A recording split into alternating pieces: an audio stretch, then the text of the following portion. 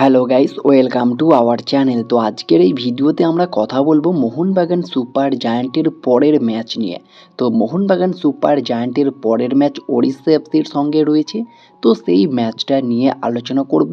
মোহনবাগান টিমকে নিয়ে কথা বলবো, ওড়িশা এফসি টিমকে নিয়ে কথা বলবো, দুটো টিমের পয়েন্ট টেবিল এবং হেড টু হেড রেকর্ড নিয়ে, মানে পুরো ম্যাচ প্রিভিউ, পুরো ডিটেলস নিয়ে আলোচনা করব। এবং মোহনবাগান কোন ফরমেশনে যেতে পারে, কেমন লাইন আপ নিয়ে নামতে পারে, কি কি পরিবর্তন হতে পারে, সব কিছু বিস্তারিত জানাবো আজকের এই ভিডিওতে। তো ভিডিওটা ইন্টারেস্টিং হবে, শেষ পর্যন্ত দেখতে থাকো। আর আমাদের এই চ্যানেলে যারা প্রথমবার এসেছো তারা অবশ্যই সাবস্ক্রাইব করে পাশের বেল আইকনটিতে অল প্রেস করে দিও। তো চলো শুরু করা যাক। প্রথমেই আমরা কথা বলে নেব Odisha FC versus Mohun Bagan super giant. ম্যাচটি কবে কোথায় অনুষ্ঠিত হতে চলেছে? তো ম্যাচটি অনুষ্ঠিত হতে চলেছে 6ই মার্চ শুক্রবার বিকেল 5টা থেকে ওড়িশা এফসির হোম গ্রাউন্ড কলিঙ্গ স্টেডিয়াম ভুবনেশ্বরে। আর এই মরশুমের প্রথম অ্যাওয়ে ম্যাচ খেলতে চলেছে মোহনবাগান। এই প্রথম তারা কিন্তু ভুবনেশ্বরে খেলতে যাচ্ছে অ্যাওয়ে ম্যাচ। তো অবশ্যই ম্যাচটা তাদের জন্য ইম্পর্টেন্ট। অলরেডি 3 ম্যাচে 9 পয়েন্ট নিয়ে 1 নম্বরে রয়েছে এবং তাদের টার্গেট এই ম্যাচটা থেকেও 3 পয়েন্ট তুলে নেওয়া। আর বর্তমানে যদি দুটো টিমকে নিয়ে আমরা আলোচনা করি, ওড়িশা এফসি কিন্তু প্রায় অল ইন্ডিয়ান স্কোয়াড নিয়ে খেলছে, মাত্র একটা বিদেশি রয়েছে, কার্লোস ডেলগাডো। আর খুবই দুর্দান্ত একজন ডিফেন্ডার, অভিজ্ঞ ডিফেন্ডার, অনেক দিন ধরেই ওড়িশা এফসিতে খেলছে। আর লাস্ট ম্যাচে চেন্নাই এফসির এগেনস্টে তিনি কিন্তু একটা গোল করে ম্যাচটা ড্রও করেছে। খুবই ভালো খেলছে। ওড়িশা এফসির টিমটাকে কমা ভাবলে হবে না, বেশ ভালোই ফাইট দিচ্ছে।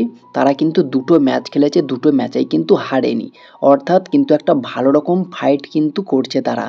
যেখানে অন্যান্য টিমগুলো বিদেশি নিয়েও কিন্তু হেরে যাচ্ছে। যদি তোমরা দেখো স্পোর্টিং ক্লাব দিল্লি, তারা কিন্তু প্রায় 6টা বিদেশি নিয়েই খেলছে, তারপরেও কিন্তু হেরে যাচ্ছে। সেক্ষেত্রে ওড়িশা এফসি অনেক বেটার খেলছে সেই সব টিমের তুলনায়।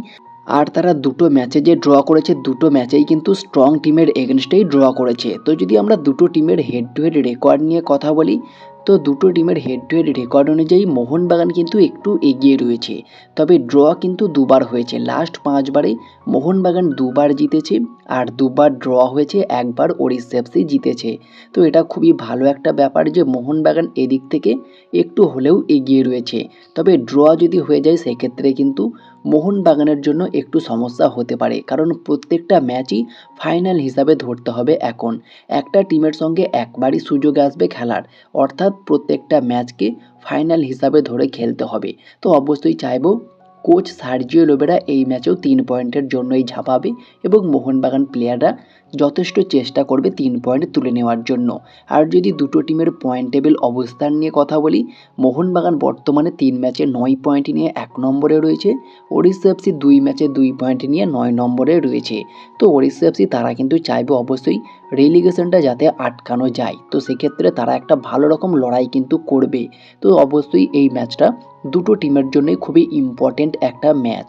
আর যদি আমরা দুটো টিমের শক্তিশালী পয়েন্ট নিয়ে কথা বলি, তো অবশ্যই অল ইন্ডিয়ান অ্যাটাক হলেও ওড়িশা এফসি কিন্তু অনেক ভালো খেলছে। তাদের আক্রমণাত্মক ফুটবল কিন্তু আমরা দেখতে পাচ্ছি, আর একটা ভালো ফাইটও আমরা দেখতে পাচ্ছি। যেখানে অবশ্যই ডিফেন্সে কার্লোস ডেলগাডোর মতো এক্সপিরিয়েন্স একজন প্লেয়ার রয়েছে, আপফ্রন্টে রাহুল কেপি, রহিম আলীর মতো প্লেয়ার রয়েছে, যারা কিন্তু খুবই ভয়ঙ্কর হয়ে উঠছে। মাঝে মাঝে বেশ ভালো অ্যাটাক করছে এবং গোলের চান্স ক্রিয়েট করছে। তো অবশ্যই এটা ওড়িশা এফসির একটা ভালো শক্তিশালী পয়েন্ট। আর যদি আমরা মোহনবাগানের শক্তিশালী পয়েন্ট নিয়ে কথা বলি, অবশ্যই মোহনবাগানের শক্তিশালী পয়েন্ট কিন্তু আপফ্রন্টে রবসন, জেমি এবং দিমির একটা কম্বিনেশন। পাশাপাশি মানবীর, জেসন কামিংস কিন্তু লাস্ট ম্যাচে শুরু করেছিল, তারা দুজনও স্টার্ট করলে কিন্তু অনেকটাই ডেঞ্জার লাগছে মোহনবাগান টিমকে। এবং মিডফিল্ডে অনিরুদ্ধ থাপা, আপুইয়া, তাদের একটা অসাধারণ কম্বিনেশন আমরা দেখতে পাচ্ছি। সব মিলিয়ে মোহনবাগান কিন্তু অনেকটাই শক্তিশালী ওড়িশা এফসির তুলনায়। তো তারা কিন্তু অবশ্যই জয়ের জন্যই ঝাঁপাবে তাদের প্রথম অ্যাওয়ে ম্যাচে। আর যদি দুটো টিমের লাস্ট ম্যাচ নিয়ে আমরা কথা বলি, তো মোহনবাগান লাস্ট 3টে ম্যাচেই কিন্তু জিতেছে। প্রথম দুটো ম্যাচে ক্লিন শিট রেখেছিল, তবে লাস্ট ম্যাচে মোহামেডান এসসির এগেনস্টে অনেক বেশি ব্যবধানে জিতলেও, 5-1 গোলে জিতলেও একটা গোল কিন্তু কনসিড করেছে। তবে ভুলে গেলে চলবে না, ডিফেন্সে একটা পরিবর্তনও হয়েছিল। যেখানে সুভাশিস বোস প্রথম থেকে স্টার্ট করেনি, সেই জায়গায় টেকচাম অভিষেক বাঁ দিকে এসে আমেই রানওয়াডে প্রথম থেকে স্টার্ট করে ডান দিকে। সেন্টার ব্যাকে মেহতাবের জায়গায় দীপক তাংড়ি স্টার্ট করেছিল। তো সেক্ষেত্রে ডিফেন্সে এই পরিবর্তনটা হলেও একটা গোল কিন্তু কনসিড করতে হয়েছে। এটা কিন্তু মাথায় রেখে এই ম্যাচে খেলতে নামবে কোচ সার্জিও লোবেরা। আর যদি ওড়িশা এফসির আমরা লাস্ট দুটো ম্যাচ নিয়ে কথা বলি, সেখানে তারা চেন্নাইন এফসির এগেনস্টে পিছিয়ে থেকেও দারুণভাবে কামব্যাক করে কার্লোস ডেলগাডোর গোলে 1-1 গোলে ম্যাচটা ড্র করে এবং তার আগের ম্যাচে ইন্টার কাশির সঙ্গে 0-0 গোলে ম্যাচটা ড্র করে। তো দুটো ম্যাচই তারা ড্র করেছে। খুবই কম শক্তিশালী দল হলেও তারা কিন্তু একটা লড়াই করছে এবং হার স্বীকার করছে না। হার না মানা মানসিকতাই কিন্তু 1 পয়েন্ট নিয়ে আসছে এই ওড়িশা এফসি। তো অবশ্যই মোহনবাগানের এগেনস্টেও তারা চাইবে একটা পয়েন্ট অন্তত যাতে পায় নিজেদের ঘরের মাঠে। তো তোমাদের কি মনে হয় কোন টিম জিততে পারে? অবশ্যই কমেন্টে জানিও তোমাদের মতামত। আর যদি আমরা মোহনবাগানের ফরমেশন এবং লাইন আপ নিয়ে কথা বলি, তো অবশ্যই ফরমেশনে পরিবর্তন হবে না। 4-2-3-1 এই ফরমেশনেই যেতে পারে কোচ সার্জিও লোবেরা। আর 4-2-3-1 ফরমেশনে মোহনবাগানের লাইন আপ নিয়ে আমরা কথা বললে, তো লাইন আপটা একটা দুর্দান্ত লাইন আপ দেখতে পারবো। তবে যে পরিবর্তনগুলো হতে পারে সেটা তোমাদেরকে আগে জানিয়ে দিই।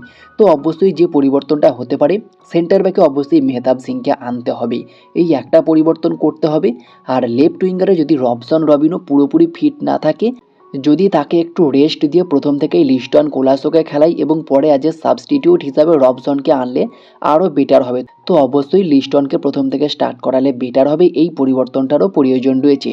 এছাড়াও ডিফেন্সে যদি সুভাশিস বোস এই ম্যাচে প্রথম থেকেই খেলে, তাহলে অভিষেক সিং রাইট ব্যাকে চলে আসবে, অর্থাৎ আমের রানওয়ারের পরিবর্তনটাও কিন্তু হবে। তো লাইন আপটা যেরকম হতে পারে আমার মতে এই ম্যাচে, সেটা তোমাদের সঙ্গে শেয়ার করছি।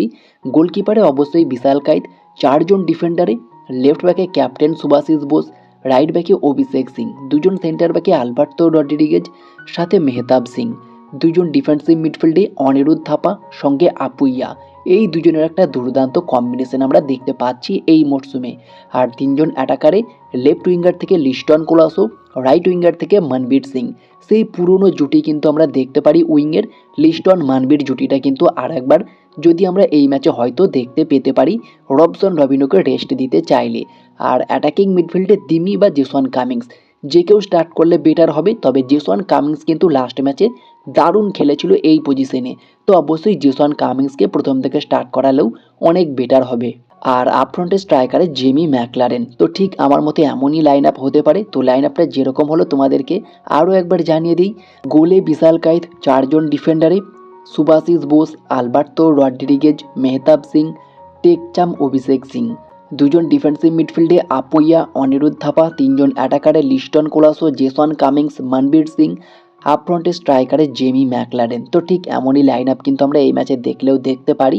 তবে একটা পরিবর্তন বা দুটো পরিবর্তন হলেও হতে পারে, যেটা লাস্ট ম্যাচে আমরা দেখেছিলাম যে কিছু পরিবর্তন হঠাৎই পরিবর্তনটা এসেছিল। তো মেবি এই ম্যাচে খুব একটা পরিবর্তন হবে না। তো তোমাদের মতে কেমন লাইন আপ নিয়ে নামলে এই ম্যাচে বেটার হবে অবশ্যই কমেন্টে জানিও। তো এই ছিল আজকের ভিডিওটি ভালো লাগলে লাইক শেয়ার কমেন্ট করে আমাদের চ্যানেলটিকে সাবস্ক্রাইব করে পাশের বেল আইকনটিতে অল প্রেস করে দিও। তো দেখা হচ্ছে নেক্সট কোনো ভিডিওতে। Bye bye, have a good day.